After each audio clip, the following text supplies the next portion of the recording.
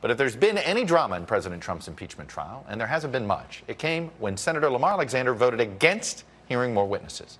It dashed the Democrats' hopes of getting 4 Republicans to introduce more evidence and perhaps witnesses. In the end, only 2, Mitt Romney and Susan Collins, voted yes. I sat down yesterday morning with Senator Alexander for an exclusive interview, and I began by asking him why he voted the way he did. Well, I mean, if you have 8 witnesses who say someone left the scene of an accident, why do you need 9? I mean, the question for me was, do I need more evidence to conclude that the president did what he did? And I concluded no. So I voted. What do you believe he did? What do you believe he did? What I believe he did, one, was that he called the president of Ukraine and asked him to become involved in investigating Joe Biden, who was You believe his wrongdoing began there, not before? But not before? I don't know about that, but he admitted that. The president admitted that. He released a transcript, he said on television. The second thing was, at least in part, he delayed the military and other assistance to Ukraine in order to encourage that investigation. Those are the 2 things he did. I think he shouldn't have done it. I think it was wrong. Inappropriate was the way I'd say, improper, crossing the line. And then the only question left is, who decides what to do about that? Well, who decides what to do about that? The people is my conclusion.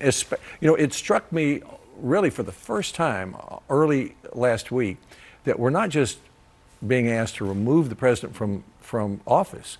We're saying, tell him he can't run in the 2020 election, which begins Monday in Iowa. If this weren't an election year, would you have had a different, would you have looked at this differently? I would have looked at it differently, probably come to the same conclusion, because I don't think what he did, I think what he did is a long way from treason, bribery, high crimes and misdemeanors. I don't think it's the kind of inappropriate action that the framers would expect the Senate to substitute its judgment for the people in picking a president. Does it wear on you, though, that one of the foundational reasons, ways that the framers wrote the Constitution was almost fear of foreign interference? That's true. So, and here it is. Well, if you hooked up with Ukraine to wage war on the United States, as the first senator from Tennessee did, you could be expelled. But this wasn't that. This was the kind of, what the president should have done was, if he was upset about Joe Biden and his son and what they were doing in Ukraine, he should have called the Attorney General and told him that, and let the Attorney General handle it the way they always handle cases that involve public figures. And why do you think he didn't do that? Maybe he didn't know to do it. This has been a rationale that I've heard from a lot of Republicans. Well, boy, he's still new to this. Well, a lot of people come to At what point, though, is he no longer new to this? Well, the bottom line is not an excuse. He shouldn't have done it. And I said he shouldn't have done it.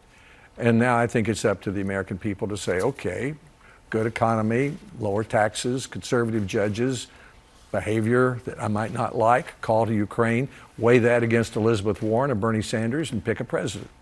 Are you at all concerned, though, when you seek foreign interference, he does not believe he's done anything wrong, that what has happened here might encourage him that he can continue to do this?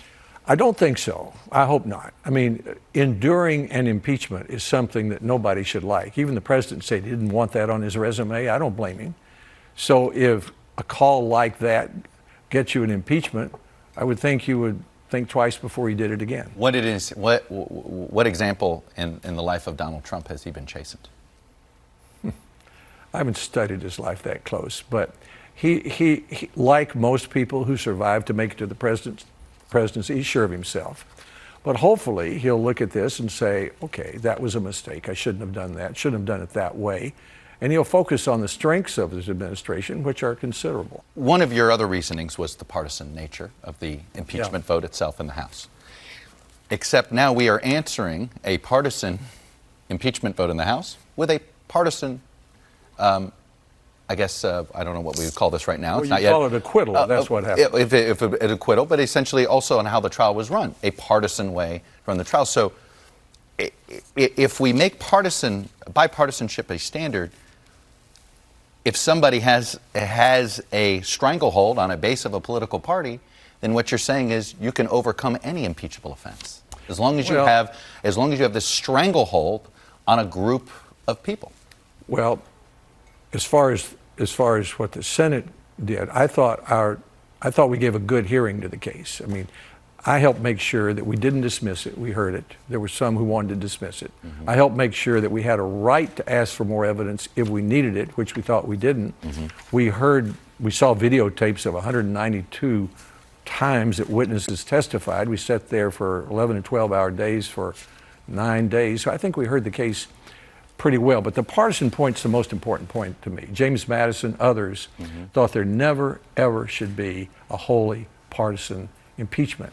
And if you look at Nixon, when the vote to authorize that inquiry was 410 to 4, and you look at Trump, where not a single Republican voted for it, if you start out with a partisan impeachment, you're almost destined to have a partisan acquittal. Bill Clinton offered regret for his behavior. This president has not. Does that bother you? Well, there hasn't been a vote yet either. So we'll see what he says and does. I think that's up to him.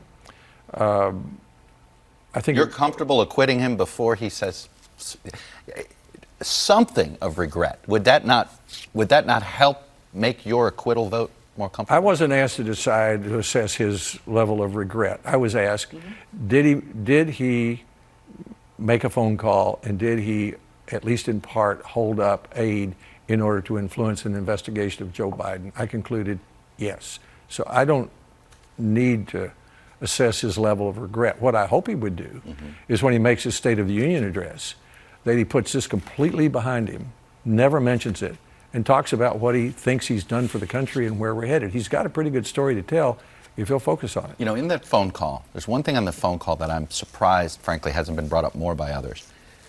The mere mention of the word CrowdStrike is a Russian intelligence sort of piece of propaganda that they've been circulating. Does it bother you that the President of the United States is reiterating Russian propaganda?